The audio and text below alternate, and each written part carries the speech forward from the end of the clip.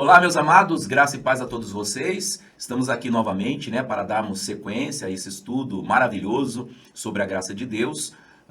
Hoje eu quero dar a sequência daquilo que eu ensinei na aula anterior sobre a graça de Deus, sobre as 5 verdades profundas e transformadoras. Hoje nós vamos pegar aqui textos bíblicos, tanto do Antigo quanto do Novo Testamento. Isso para mostrar que a graça de Deus, ela sempre existiu. A graça de Deus não é só do Novo Testamento, mas ela também é revelada e manifestada no Antigo Testamento. Porém, ela se revela no Novo Testamento em toda a sua plenitude. Porque como nós aprendemos na aula anterior, a graça de Deus, ela não é uma doutrina. A graça de Deus é a pessoa de Jesus Cristo, que no Novo Testamento, ou melhor, no Antigo Testamento estava oculto, era um mistério. Mas quando Jesus veio a esse mundo, ele veio para revelar o amor do Pai, a sua graça e também a salvação, que ele próprio se tornou quando ele deu a sua vida por nós lá na cruz. Aleluia! Então o Senhor Jesus, ele é a graça de Deus, desde o princípio. E como disse João em sua carta, o Verbo se fez carne e habitou entre nós. Ele sempre existiu desde o princípio, mas ele deixou a sua glória, veio a esse mundo, se fez homem e como homem ele venceu. Ele venceu a morte, ele venceu o pecado, ele venceu Satanás, ele pagou as nossas dívidas, morrendo em nosso lugar, e muito mais do que isso, ele trouxe a nós uma completa redenção pelo seu sangue. Hoje nós somos justificados pela fé por meio da obra completa e consumada que ele realizou lá na cruz. Aquele que não conheceu o pecado, Deus o fez pecado por nós, para que nele fôssemos declarados justos diante de Deus. Então vamos aos textos, Quero que vocês acompanhem aqui comigo. Então, a graça de Deus, na aula anterior, nós falamos sobre verdades, 5 verdades profundas e transformadoras. E hoje eu quero apresentar aqui 10 textos bíblicos fundamentais, 5 no Antigo Testamento e 5 no Novo Testamento. Bom, no Antigo Testamento, a graça ela é revelada em figuras, promessas e manifestações. Até porque, como eu disse para vocês, Jesus é a graça de Deus, só que no Antigo Testamento ele não estava revelado. Então ele se manifesta, ou ele se manifestou, de diversas formas, mas de uma maneira oculta. Ele veio se revelar mesmo quando ele deixa a sua glória e vem a esse mundo para cumprir a missão de nos resgatar, ou de resgatar a humanidade por meio do seu próprio sangue, quando ele se entregou a si mesmo por nós, sendo o Cordeiro de Deus, que uma vez entregue para ser sacrificado, tornou-se a nossa eterna redenção. Glória a Deus. Então vamos lá. A primeira referência bíblica está em Gênesis, no capítulo 6, no versículo 8, onde está escrito assim: porém, Noé achou graça aos olhos do Senhor. Então este é um dos primeiros textos bíblicos que menciona explicitamente a graça, em meio a uma geração que naquela época estava totalmente corrompida, Então Deus demonstrou seu favor imerecido a Noé, preservando-o junto com a sua família. Glória a Deus, Aí em Êxodo capítulo 33, versículo 17, está escrito assim: então disse o Senhor a Moisés: farei também isto que tens dito, porquanto achaste graça aos meus olhos e te conheço por nome. Então aqui nós vemos a graça, A graça de Deus ligada ao relacionamento íntimo entre a comunhão entre a comunhão de Deus e Moisés, Então não se trata apenas de favor, mas de comunhão e proximidade. Pelo fato de Moisés ser íntimo de Deus, aquela comunhão, ele achou graça, ele achou um favor imerecido diante do Senhor. Agora vamos para Salmos, capítulo 84, versículo 11, aonde está escrito assim: glória a Deus. Porque o Senhor Deus é um sol e escudo. O Senhor dará graça e glória, não retirará bem algum aos que andam na retidão. Oh, aleluia! Então a graça aqui é apresentada como uma dádiva contínua de Deus para aqueles que confiam nele. Ou seja, a graça de Deus, ela é sempre e sempre será uma dádiva de Deus. A graça faz parte da natureza de Deus. Aleluia! Agora vamos para Isaías, capítulo 30, versículo 18. Por isso o Senhor espera para ter misericórdia de vós, porque o Senhor é Deus de justiça. Bem-aventurados todos os que nele esperam. Este texto revela um Deus que deseja manifestar sua graça e misericórdia ao seu povo, mesmo após períodos de rebelião. Bom, isso nós podemos observar em todo o Antigo Testamento, Deus demonstrando a sua graça, o seu favor, sempre quando o povo se arrependia, buscava a face do Senhor. Por pior que tenha sido o erro que eles tiveram cometido, mesmo que eles pudessem ter se desviado, mas quando eles buscavam ao Senhor em arrependimento, Deus sempre estendeu a mão. Quando Deus tirou o povo do Egito e os conduziu pelo deserto, mesmo que eles vivessem murmurando, Deus demonstrou paciência, demonstrou a sua graça, não deixou faltar nada para eles. Supriu a necessidade deles, não permitiu que nenhum deles ficasse enfermo ou inválido. Havia pão que descia do céu, havia água que saía da rocha.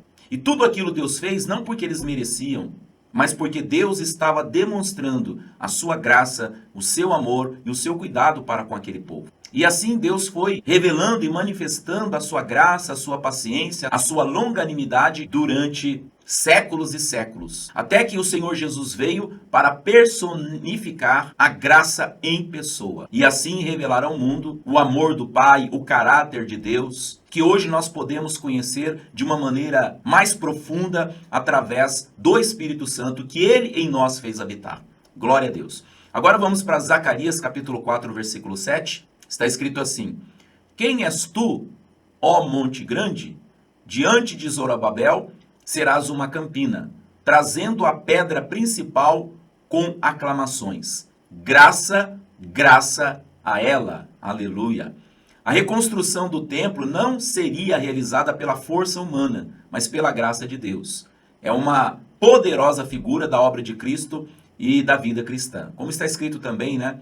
Não por força, nem por poder humano, né? Mas pelo meu Espírito, diz o Senhor. Glória a Jesus.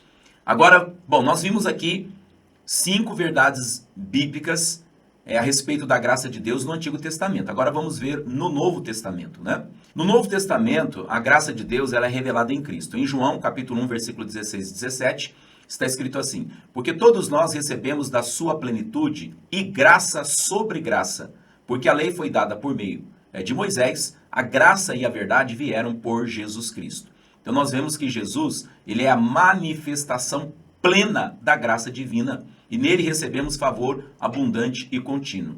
Então, como eu já disse aqui para vocês, né, a graça de Deus sempre existiu, ele sempre foi, a graça sempre foi alguém, uma pessoa, só que no Antigo Testamento ele estava oculto, ele não se manifestou plenamente.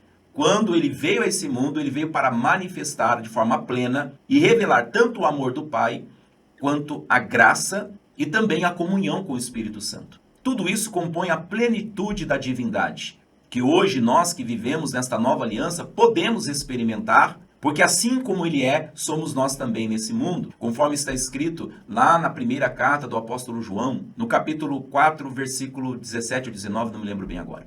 Mas isso é um fato.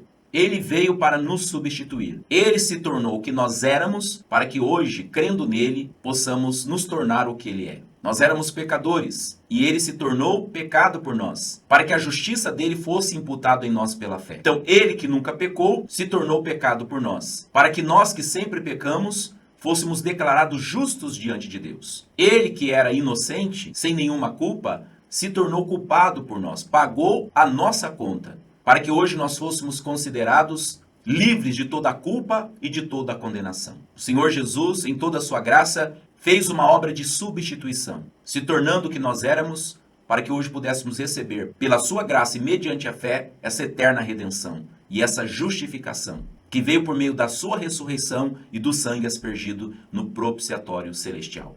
Mas continuando aqui, Romanos, capítulo 3, versículo 23 e 24, diz assim: Porque todos pecaram e destituídos estão da glória de Deus, sendo justificados gratuitamente pela sua graça, pela redenção que há em Cristo Jesus. Esse é um dos textos mais importantes sobre a salvação que é pela graça. A justificação é um presente divino e não uma conquista humana. Então não tem nada a ver com o nosso mérito, com a nossa performance. Tudo que nós recebemos da parte de Deus Pai é através da nossa fé na obra perfeita e consumada de nosso Senhor Jesus Cristo. Em Efésios capítulo 2, versículo 8 e 9, está escrito assim: porque pela graça sois salvos, por meio da fé. Isto não vem de vós, é dom de Deus, não vem das obras, para que ninguém se glorie, né? Então esse texto resume a essência do evangelho. A salvação é um presente, é uma dádiva recebido por meio da fé. Então ninguém, por mais que seja bom, por mais que pratique boas obras, por mais que viva em santidade, será digno de receber algo que somente pela fé é possível de se alcançar. No céu não haverá méritos, isso em relação à salvação. Quanto às nossas obras, diz a palavra que o Senhor nos galardoará, ou nos dará recompensas, segundo a obra de cada um. Porém, em relação à salvação, ninguém terá mérito diante do Senhor. Ninguém poderá se orgulhar diante do Senhor, achando que estará no céu porque fez por onde, porque realizou boas obras ou coisas semelhantes. De jeito nenhum. A salvação, ela vem pela graça, mediante a fé, na obra perfeita e consumada de Jesus Cristo, que é o nosso Salvador. Aquele que nunca cometeu pecado algum, se fez pecado por nós. Então Jesus, ele é o autor e consumador da nossa fé que nos levou à salvação. Então a salvação, ela vem através de um único e suficiente Senhor e Salvador, e ele chama-se Jesus Cristo. Não vem por obra nenhuma, não vem por performance cristã, não. A salvação, ela é uma dádiva, é um presente, é um dom de Deus que todos recebem quando creem neste evangelho e recebem a Jesus Cristo como Senhor e Salvador. Vamos agora para 2 Coríntios capítulo 12, versículo 9. Está escrito assim: a minha graça te basta, porque o meu poder se aperfeiçoa na fraqueza. Aqui a graça, ela não apenas salva, como nós podemos observar, né? Mas ela também nos sustenta. A graça não apenas salva, mas sustenta o crente em suas lutas, limitações e também em seus sofrimentos. Ou seja, a graça não é só para salvar. A graça é para a vida toda, é para nos sustentar, nos manter de pé. A palavra de Deus diz: aquele que está de pé, cuide para que não caia. Como que nós cuidamos? Quando nós confiamos inteiramente na graça do Senhor, quando a nossa confiança está inteiramente em Deus, porque é Ele que nos mantém de pé. Como diz a palavra, o Senhor, Ele dá graça e glória. É Ele que nos reveste com o seu sangue e nos dá poder pelo Espírito Santo para que possamos caminhar firmes sem que sejamos destruídos.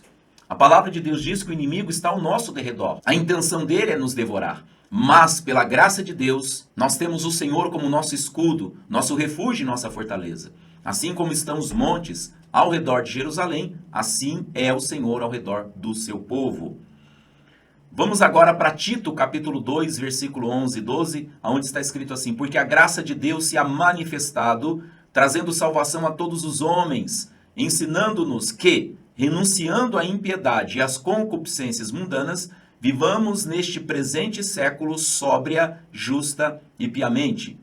Então nós vemos aqui que a graça não é apenas perdão, ela também ensina, transforma e capacita uma vida santa. Aleluia! E essa verdade, ela é muito profunda, porque a graça de Deus, ela não vem como a lei. A lei vem exigindo santidade, exigindo perfeição. A graça de Deus não. A graça de Deus, ela veio não só para nos perdoar, nos justificar, mas ela também se torna para nós um mestre, um professor, alguém que vai estar nos ajudando, nos fortalecendo, nos dando apoio. Então a graça de Deus, quando a gente vive ela, a gente confia plenamente nela, então ela nos favorecerá em todas as áreas. Quando nós nos sentimos fracos em alguma área de nossas vidas, quando nós estamos passando por uma tentação, nós podemos recorrer ao Senhor, que Ele graciosamente nos ajudará. Foi pela sua graça que Ele fez com que o Espírito Santo habitasse em nós. Hoje, aquele que é o Todo-Poderoso habita em nós. E é Ele quem nos mantém seguros. É Ele que nos fortalece, nos consola, nos ajuda. Por isso, sempre quando a gente falha, a gente peca, a gente tropeça, nós não podemos nos afastar de Deus, nos esconder de Deus. Mas ao contrário, devemos nos aproximar dele. Devemos com ousadia nos aproximar ou nos achegar ao trono de sua graça para encontrarmos favor, socorro em tempo oportuno. Então a graça, ela não veio para nos acusar, para nos condenar, para nos culpar. Ela veio para nos ajudar a viver uma vida com Deus. Porque sempre quando nós pecamos, devemos lembrar que o sangue de Jesus já foi derramado para o perdão de todos os nossos pecados. Mas não somente fomos perdoados, mas também por causa do que Cristo se tornou por nós lá na cruz e também por causa da sua ressurreição. Então todos nós que estamos em Cristo recebemos uma justiça, ou seja, declarados fomos justos por causa do que Cristo fez por nós. E isso nos dá acesso livre à presença do Pai. Somos aceitos, somos amados, sempre seremos bem-vindos à presença do Pai, porque agora Deus não nos trata mais como a pecadores, mas como a filhos. E porque nós somos filhos, somos também herdeiros de Deus, somos co-herdeiros com Cristo. Somos amados tanto quanto Jesus é. Por isso não devemos ser tímidos, devemos chegar diante de Deus, sabendo que Ele já nos perdoou, já nos purificou com o seu sangue, e que é na presença dEle que nós vamos encontrar a verdadeira santidade e a verdadeira justiça. Amém? Glória a Deus. Então vamos aqui por um resuminho, né?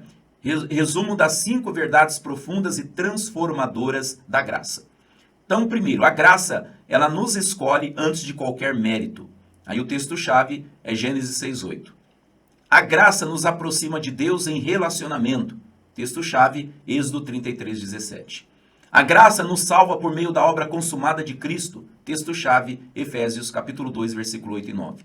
A graça nos fortalece em nossa fraqueza. Texto-chave, 2 Coríntios 12, 9. A graça nos transforma para vivermos uma nova vida. Texto-chave, Tito, capítulo 2, versículo 11 e 12. Esses 10 textos formam uma linha contínua das Escrituras. Da graça encontrada por Noé, em Gênesis, até a graça plenamente revelada em Jesus Cristo, mostrando que a graça não é apenas uma doutrina, mas o próprio coração de Deus revelado à humanidade. Aleluia, glória a Deus. Então é isso, meus amados. Na próxima aula, nós vamos começar a falar sobre a justificação, que é algo muito profundo também, que está totalmente relacionado à graça de Deus, mas que muitos ainda não entenderam o que é, ou o que significa, né, ser justificado pela fé. E nós vamos aprender nas próximas aulas. Que Deus abençoe. Um grande abraço a todos vocês.